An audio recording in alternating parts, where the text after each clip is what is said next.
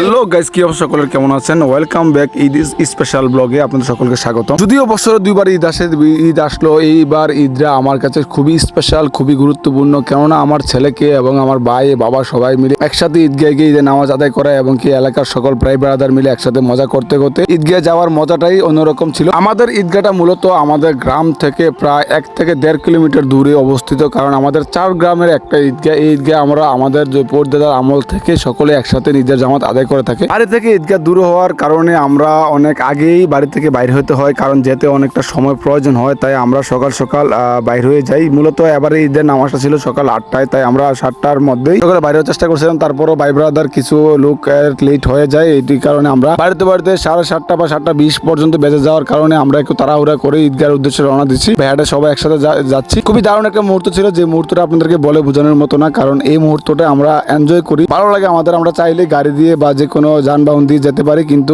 আমরা সবসময় এটা হেঁটে যাওয়ার চেষ্টা করি, আবার হেঁটে আসার চেষ্টা করি। এটা আমাদের ঈদের আনন্দটাকে দ্বিগুণ ভাবে পরিপূর্ণ করে দেয়, যেটা আমরা সবাই উপভোগ করি। মূলত দেখতে পাচ্ছেন আপনারা সকলে, আমরা মূলত আমাদের পাড়ার এবং আশেপাশের রাস্তার চারপাশের মানুষ একসাথে একত্রিত হয়ে আমরা সুন্দরভাবে আস্তে আস্তে করে ঈদগাহের উদ্দেশ্যে রওনা দিয়েছি এবং ঈদগাহে গিয়ে হয়ে নামাজ আদায় করবো একসাথে। এই মজাটা উপভোগ করার জন্য বেকুল হয়ে সবাই ঈদগাহের দিকে এগিয়ে যাচ্ছি। যেহেতু একটু সময় আমাদের লাগতেছে, পুরোটা ভিডিও আপনাদের দেওয়া সম্ভব না, সকল পুরোটা ভিডিও দেখবেন এবং কি কমেন্ট করে জানাবেন।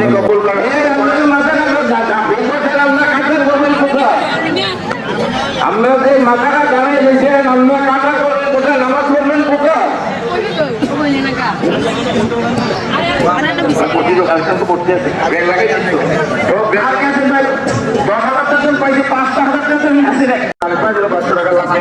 মঞ্জুর করেন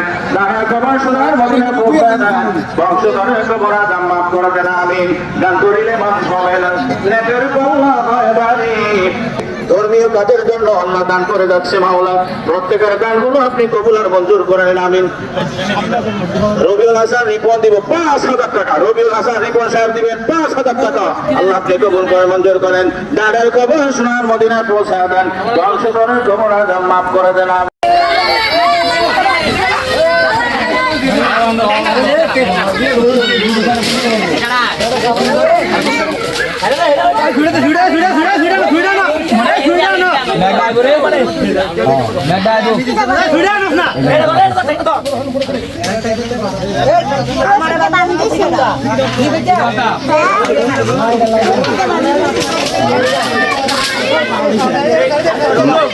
মামু, এ মামু,